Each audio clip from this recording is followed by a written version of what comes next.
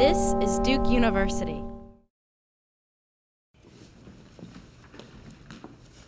Safiya, female, age 36, Syrian, Amman.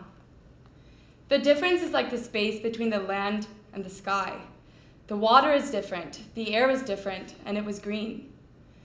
Now we realize how Syria is nice. Now we know how nice it is.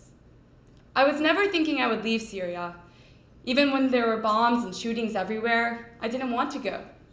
But in 2013, the government came and said that this is now military land and that I must go.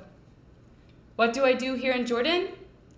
I wake up in the morning, feed my kids, maybe go to Quran classes, visit the neighbors, but I always pray 5 times. I have 3 daughters, and in Syria I was pregnant with another child, but he died while he was still inside of me because of the bombs and the shootings. I want my kids to be doctors, engineers, or teachers. I love having my kids around me, and even when they're sleeping, I feel that the house is empty. I have only 5 Syrian friends here in Jordan. I have a best friend, and we are like sisters. We spend all of our time together. We like to talk about our lives in Syria, when life was good, and then the change. We all had our own homes in Syria, and now we live, my husband, my daughters, and I, in just one room. Now we realize how Syria is nice. Now we know how nice it is.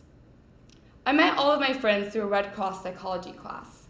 The psychology class teaches us how to treat our kids and to not think about what happened to us.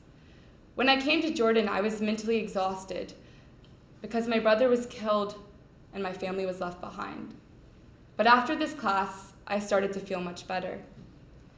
When I'm sad, I like to be around my kids and my friends.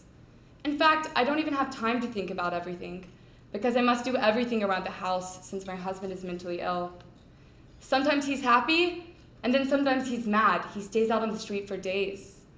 Sometimes he's religious, and sometimes he's not. He is up, and he is down. What are the most important moments of my life? Well, the hardest was when my brother got killed in Homs.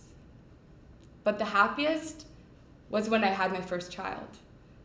I felt like a mother, and I had something to look forward to. But it's hard because Arabs like boys. And when I had my first child, we thought it would be a boy, but it was a girl.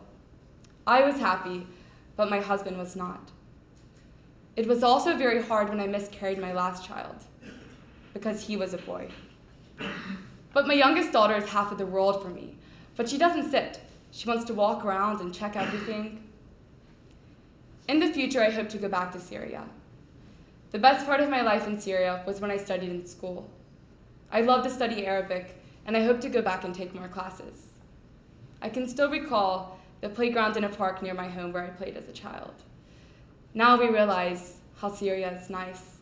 Now we know how nice it is. If my life were a book, its title would be My Life is Hard.